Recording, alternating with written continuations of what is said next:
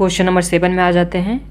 PQR limited having an annual sale of ₹30 lakh is reconsidering its present collection policy.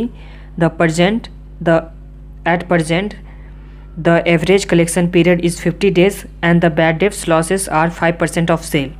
The company is incurred an expenditure of 30,000 on account of collection of receivables.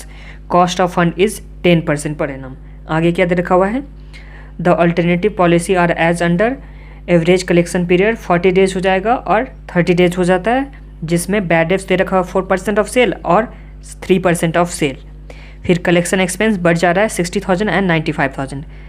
Evaluate the alternative on सा basis of incremental approach and state which alternative is more beneficial. तो हम लोग को बताना है incremental approach से कि कौन सा अप्रोच है, कौन सा अप्रोच अच्छा है वो हम लोग को बताना है, कौन सा अप्रोच मोर बेनिफिशियल है वो बताना है। तो आ जाइए सबसे पहले क्वेश्चन समझते हैं।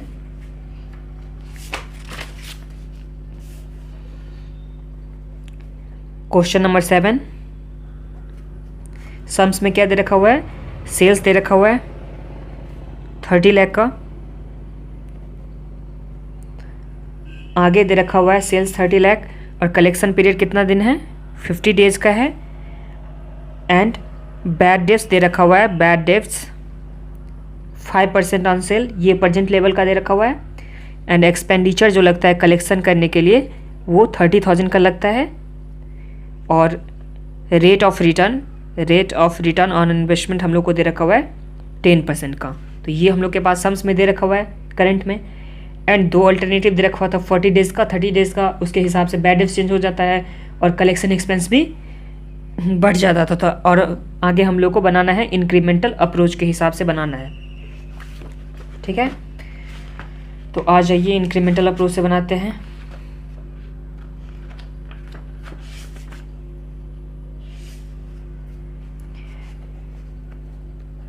Evaluation of alternative collection programmes.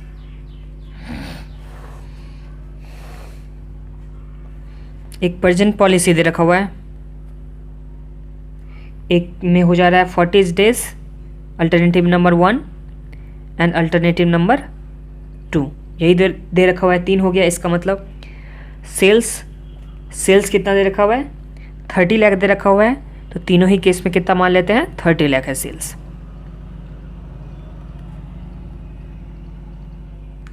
ये समझ में आ गया। तीनों ही केस में हम लोग मान लिए कि सेल्स कितना है? 30 लाख का। आगे आ जाते हैं average collection period. First case में कितना दिन दे रखा हुआ था? 50 डेज़ का, सेकंड में 40 डेज़ का, थर्ड में 30 डेज़ का, ये दे रखा हुआ है। तो इस तरह से हम लोग का रिसीवेबल तो निकल जाएगा, रिसीवेबल कैसे निकलेगा? तो जितना सेल्स हैं इनटू डेज डिवाइड बाय 360 ले लेते हैं, डिवाइड बाय 360। तो इससे तो हम लोग को रिसीवेबल निकल जाएगा जो बहुत पहले हम लोग निकालते आ रहे हैं। तो 30 लाख इंटू 50 डिवाइड बाय 360, तो ये हम लोग का आता है 4,16,667 का। फिर सेकंड केस में निकालते हैं 30 लाख इंटू 40 डिवाइड बाय 360, तो ये हम लोग का इस केस में कितना आता है?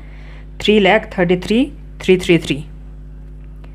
फिर नेक्स्ट केस में 30 लाख 30 डिवाइड बाय 360, तो ये हम लोग का आ गया 2,50,000। तो यहाँ तक तो कोई प्रॉब्लम नहीं है। हम लोग को रिसीवेबल मालूम चल गया कि रिसीवेबल कितना है। अब रिसीवेबल में क्या हो रहा है? पहले था 4 लाख, उसके बाद 3 लाख, उसके बाद 2 लाख, तो ये रिडक्शन हो रहा है ना। तो यहाँ लिखेंगे रिडक्शन इन रिसीवेबल। तो कितना हो जाएगा? फर्स्ट केस में तो कुछ नहीं, सेकेंड में 4,16,667 माइनस 333, तो ये हम लोग का आ गया 83,334। फिर 33333 माइनस 2,50,000, तो ये हम लोग का आ जाता है, सॉरी इसके साथ लेना है 416,667। यहाँ ध्यान रखना है आप लोग को कि जो प्रेजेंट पॉलिसी है उसी से हम लोग को रिडक्शन देखना है, जो प्रेजेंट पॉलिसी होगा उसी से देखना है, अल्टरनेटिव 1 का भी, अल्टरनेटिव 2 का भी, ये याद रखना है। आपको पहले भी ये बता चुके थे, तो ये याद रखना है। तो 416,667 माइनस 2,50,000, तो ये हम लोग का कितना आ जाता है 16,667, 1,66,667, तो ये हम लोग का आ गया। अब रेट ऑफ रिटर्न कितना दे रखा हुआ है 10%, तो सेविंग इन इंटरेस्ट कितना हो जाएगा, हम लोग इंटरेस्ट में कितना सेव करेंगे, तो जितना रिडक्शन इन रिसीवेबल है, रिडक्शन इन रिसीवेबल उसको मल्टीप्लाई हम लोग कर देंगे किससे 10% से, क्योंकि 10% दे रखा हुआ है रिटर्न ऑन इन्वेस्टमेंट। तो 8 तो इसका 10% कितना हो जाएगा 8333, और इसका कितना हो जाएगा 16,667, तो ये हम लोग का हो गया। तो यहाँ तक तो सेविंग इन इंटरेस्ट हो गया। अब percentage of bad debts, percentage of bad debts कितना दे रखा हुआ है, फर्स्ट में प्रेजेंट पॉलिसी में दे रखा हुआ था 5%, नेक्स्ट में 4% दे रखा हुआ है, फिर नेक्स्ट में 3%। अब बैड डेब्ट्स किसका होगा, तो सेल्स का होगा। तो इस तरह से हम लोग का बैड डेब्ट्स आ जाएगा। बैड डेब्ट्स कितना आ जाता है 30 लाख का 5%, तो 30 इंटू 5%, तो ये हम लोग का फर्स्ट केस में बैड डेब्ट कितना आ गया 1,50,000। फिर सेकेंड केस में हम लोग का आ जाता है 30 लाख इंटू 4%, तो ये हम लोग का आ गया 1,20,000। फिर नेक्स्ट केस में हम लोग का आ गया 30 लाख इंटू 3%, तो ये हम लोग का आ गया 90,000। तो बैड डेब्ट्स में भी तो रिडक्शन हो रहा है, तो रिडक्शन इन बैड डेब्ट्स लिखिए, reduction in bad debts. Bad debts में कितना रिडक्शन हो रहा है, तो यहाँ पे 30,000 हो गया और यहाँ पे 60,000। 1,50,000 में से 1,20,000 गया तो कितना बचा 30,000, फिर 90,000 गया 1,50,000 में से, तो यहाँ 60,000। तो रिडक्शन इन बैड डेब्ट्स मतलब हम लोग सेव कर चुके हैं, इंटरेस्ट में सेव कर चुके हैं एंड बैड डेब्ट्स में, तो दो तरह का हम लोग का सेविंग हो गया ना। तो लिखिए इंक्रीमेंटल बेनिफिट। इंक्रीमेंटल बेनिफिट में हम लोग का फर्स्ट बेनिफिट क्या हुआ था इंटरेस्ट में, तो इंटरेस्ट को ए मान लेते हैं।